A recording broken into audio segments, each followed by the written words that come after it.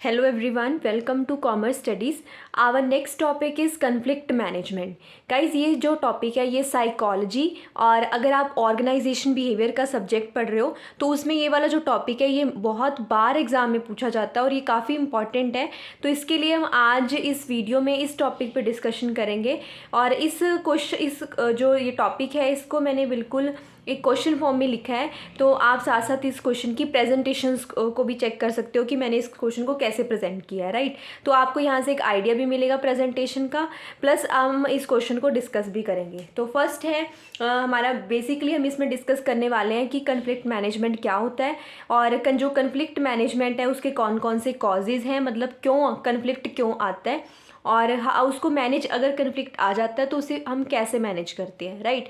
तो पहले हम इंट्रोडक्शन लिखेंगे, जैसे कि आप कोई भी एग्जाम क्वेश्चन लिखते हो तो सबसे पहले आप उसकी इंट्रोडक्शन लिखते हो।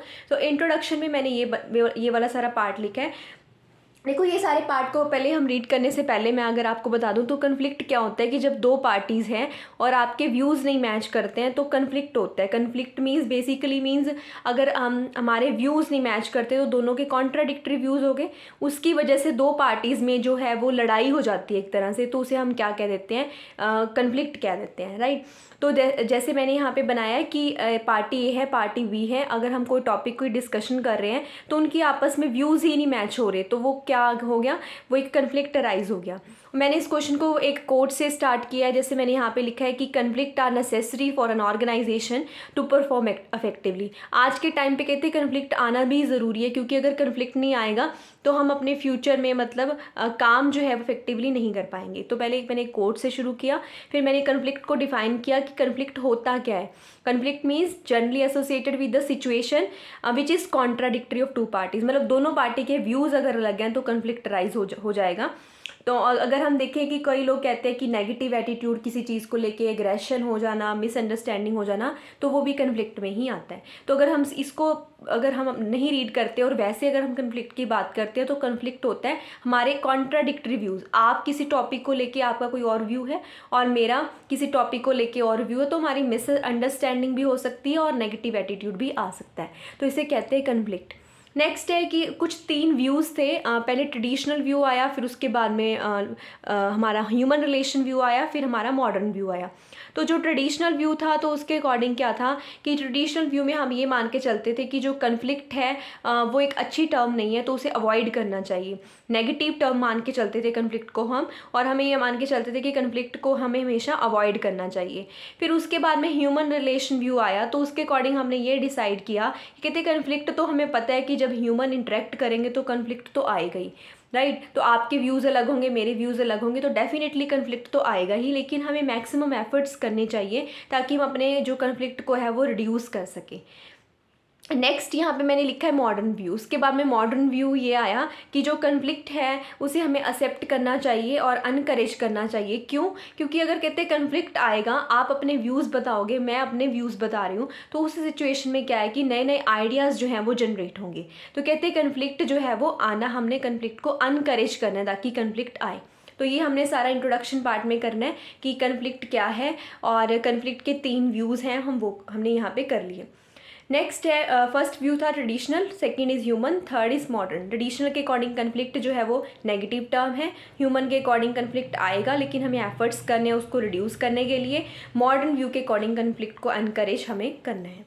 तो ये था इंट्रोडक्शन में जो आप पार्ट लिखोगे। उसके बाद में जो नेक्स्ट टॉपिक मतलब नेक्स्ट हमें क्वेश्चन में पूछा जाता है वो है कि व्हाट आर द कॉजेज़, मतलब क्या कारण है जिसकी वजह से कन्फ्लिक्ट जो है वो आता है।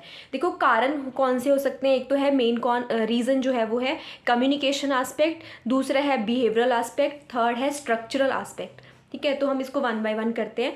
First is communication aspect. Communication की वजह से क्यों कन्फ्लिक्ट अराइज होता है? देखो, कम्युनिकेशन की वजह से भी कन्फ्लिक्ट अराइज हो सकता है, जैसे कि अगर किसी से बहुत ज़्यादा कम्युनिकेट आपने किया या फिर आपने बहुत कम कम्युनिकेट किया, या जैसे मैंने फर्स्ट पॉइंट यहाँ पे लिखा है कि टू मच और टू लेस कम्युनिकेशन। अगर आपने पूरी बात भी नहीं बताई तो भी कन्फ्लिक्ट अराइज हो जाएगा, अगर बहुत ज़्यादा बातें की तो भी कन्फ्लिक्ट अराइज हो जाएगा।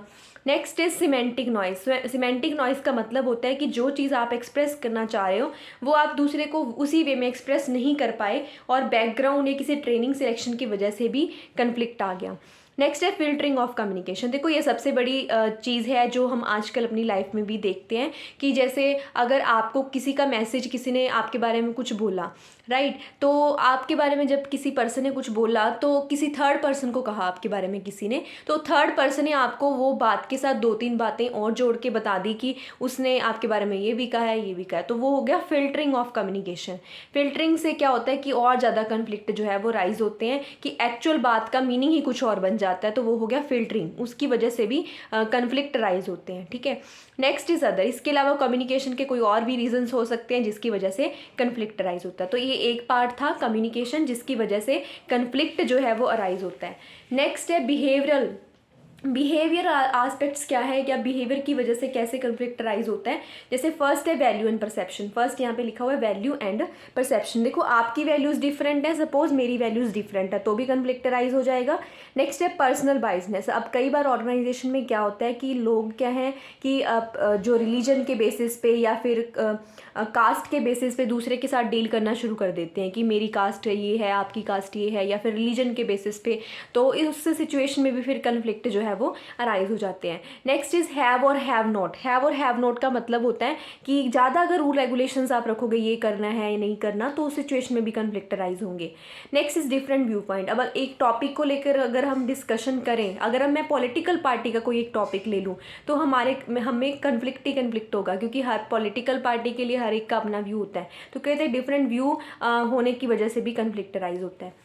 ठीक है, तो ये बिहेवियर की वजह से, जैसे किसी के व्यूज़ अलग हैं, किसी की पर्सनल बायसनेस है, किसी की हैव और हैव नॉट्स और डिफरेंट व्यू की वजह से। नेक्स्ट है स्ट्रक्चर। स्ट्रक्चर मतलब ऑर्गेनाइजेशन में ऐसी का जो स्ट्रक्चर है उसकी वजह से भी कई बार कन्फ्लिक्ट राइज हो जाता है। जैसे कि साइज़ ऑफ द ऑर्गेनाइजेशन। अगर ऑर्गेनाइजेशन का साइज़ बहुत बड़ा है या ऑर्गेनाइजेशन का साइज़ बहुत छोटा है तो हम प्रॉपर कम्युनिकेट नहीं कर पा रहे हैं, तो उसकी वजह से भी कन्फ्लिक्ट राइज होगा। नेक्स्ट है रोल एम्बिग्यूटी, या रोल क्लियर नहीं है आपको, आपकी ऑर्गेनाइजेशन में आपने काम क्या करना है आपको वही नहीं क्लियर, तो उस सिचुएशन में भी कन्फ्लिक्ट राइज हो जाएगा। Next is scarcity of resources. Scarcity of resources, देखो अगर आपके पास रिसोर्सेज कम है, इसकी सबसे बेस्ट एग्जांपल मैं अगर आपको दूं तो वो आपके घर पे ही होती है। देखो अगर सपोज आपके घर पे एक ही टीवी है और उसका एक ही रिमोट है, तो उस सिचुएशन में आपको क्या करना पड़ेगा, सभी के साथ शेयरिंग करके टीवी देखना पड़ेगा। अगर शेयरिंग करनी पड़ती है तो भाई फिर रिमोट की वजह से हमारे घर में लड़ाइयाँ हो जाती हैं, तो वो क्या है, स्कार्सिटी ऑफ रिसोर्सेज की वजह से भी हमारी जो है वो प्रॉब्लम है अराइज होती है। अगर हमारे पास रिसोर्सेज कम हैं तो हमें शेयर करने पड़ेंगे। Similarly in the organisation also share करने पड़ेंगे तो हमारे में क्या है, कन्फ्लिक्ट अराइज होगा। Next is inter group problem.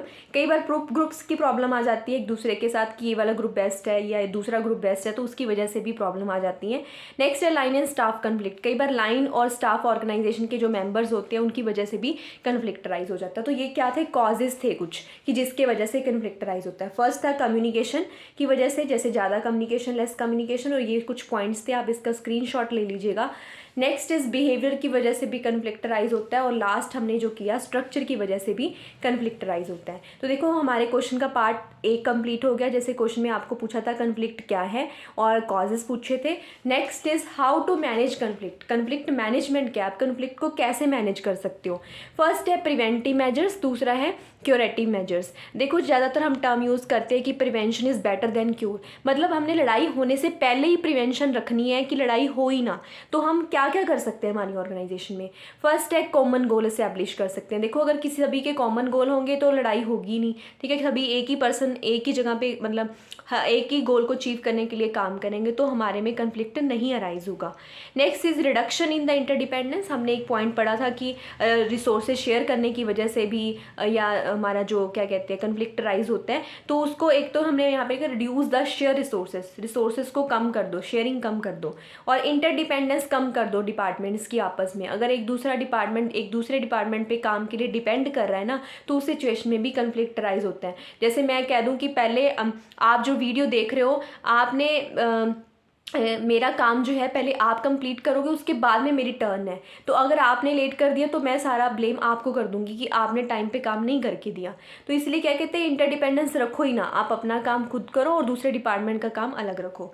Next is trust and communication. Trust and communication का मतलब है ऑर्गेनाइजेशन में अच्छा कम्युनिकेशन सिस्टम और ट्रस्ट जो है बिल्ड करके रखो ताकि प्रॉब्लम ना आए।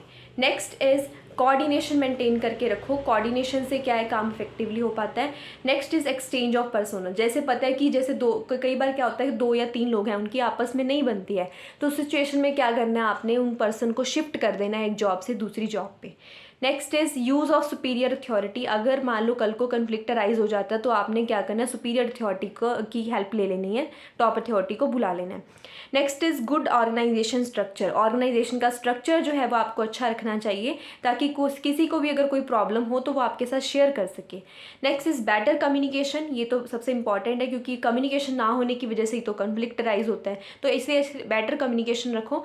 Next is reorganisation of group. कई बार ग्रुप्स की वजह से कन्फ्लिक्ट अराइज होता है, तो ग्रुप को आप रीऑर्गेनाइज कर दो, जो पर्सन जिसके साथ सुटेबल है काम करने के लिए उसको उसी के साथ आप रखो। लास्ट इज हमने प्रिवेंटिव मेजर कर लिया, अभी प्रिवेंटिव मेजर हमारा हो चुका है, सारे ये पॉइंट्स थे प्रिवेंटिव मेजर्स में। नेक्स्ट इज क्यूरेटिव मेजर, मतलब अगर मान लो कन्फ्लिक्ट आ चुका है तो उसको आप कैसे सॉल्व करोगे, तो उसके लिए एक मैट्रिक्स है हमारे पास। जैसे फर्स्ट है कंसर्न फॉर सेल्फ। आप ये जो वाई एक्सिस होती है उस पर लिखोगे कंसर्न फॉर अदर, मतलब जब हमारी लड़ाई हो रही है तो हम अपने आप को कितना इंपॉर्टेंस दे रहे हैं। और मान लो हमारी लड़ाई हो रही है इस मार्कर को लेकर, जो मेरे हाथ में मार्कर है इसको लेकर हमारी लड़ाई हो रही है, और क्या है कि आप बोल रहे हो कि ये आपकी साइड है, ये मेरी साइड है। मैं कह रही हूँ कि भी नहीं ये मार्कर मेरा है, आप कह रहे हो कि मेरा है, तो हम दोनों क्या करेंगे, हम दोनों compete करेंगे, कोलैबोरेट करेंगे कि मान लो हम दोनों की ही इंपॉर्टेंस ज़्यादा है, उस सिचुएशन में दोनों की ही इंपॉर्टेंस बनती है, तो हम कोलैबोरेट करके उसको यूज़ कर सकते हैं। नेक्स्ट इज़ अगर मैं अपने आप को इंपॉर्टेंस कम दे रही हूँ लड़ाई में और आप भी अपने आप को इंपॉर्टेंस कम दे रहे हो, तो हम कन्फ्लिक्ट को अवॉइड ही कर देंगे। मैं कहूँगी कि छोड़ मेरा भी नहीं है, आप बोलोगे कि मेरा भी नहीं है, चलो रहने दो, फिर अवॉइड करके ये मार्कर कोई थर्ड पर्सन ले लेगा, तो वो हो गया अवॉइडिंग। नेक्स्ट है अगर मैं बहुत ज़्यादा इस मार्कर के लिए बहुत ज़्यादा मेरे को लगता है कि मेरा ही है, तो मैं बहुत ज़्यादा अपने आप को प्रेफरेंस दे रही हूँ, आप नहीं दे रहे हो, तो उस सिचुएशन में मैं क्या करूँगी, compete करूँगी कि मेरा ही है मार्कर। नेक्स्ट है कि मैं अपने आप को इंपॉर्टेंस बहुत कम दे रही हूँ, मैं इसे मार्कर को छोड़ दिया कि चल भाई तू ले जा मार्कर अगर तेरा है तो उस सिचुएशन में क्या है, हम क्या कर रहे हैं, अकोमोडेटिंग कर रहे हैं, मैं अकोमोडेट कर रही हूँ आपको। नेक्स्ट इज़ कॉम्प्रोमाइज़ कब होगा, जब आप हम दोनों ही मॉडरेट लेवल का हम अपने आप को प्रेफरेंस दे रहे हैं, तो हम कॉम्प्रोमाइज़ में इकट्ठा भी यूज़ कर सकते हैं उसको, तो कॉम्प्रोमाइज़ आ गया। तो इस तरह से ये 4 चीज़ें होती हैं, आपको लर्न करनी पड़ेगी। जब आप अपने आप को प्रेफरेंस कम देते हो, जब आप अपने आप को प्रेफरेंस ज़्यादा देते हो, ऐसे ही दूसरे को प्रेफरेंस कम देते हो ज़्यादा देते हो, तो avoiding, competing, compromising, collaborating and accommodating, right. तो ये था सारा आपका क्यूरेटिव मेजर्स। लास्ट में आप कंक्लूजन लिख दोगे कि कन्फ्लिक्ट एक इंपॉर्टेंट टॉपिक है in today's Ira. I think आपको ये टॉपिक क्लियर हो गया होगा। अगर आपको वीडियो अच्छी लगी हो तो लाइक कर देना और चैनल को सब्सक्राइब कर देना। Thank you everyone.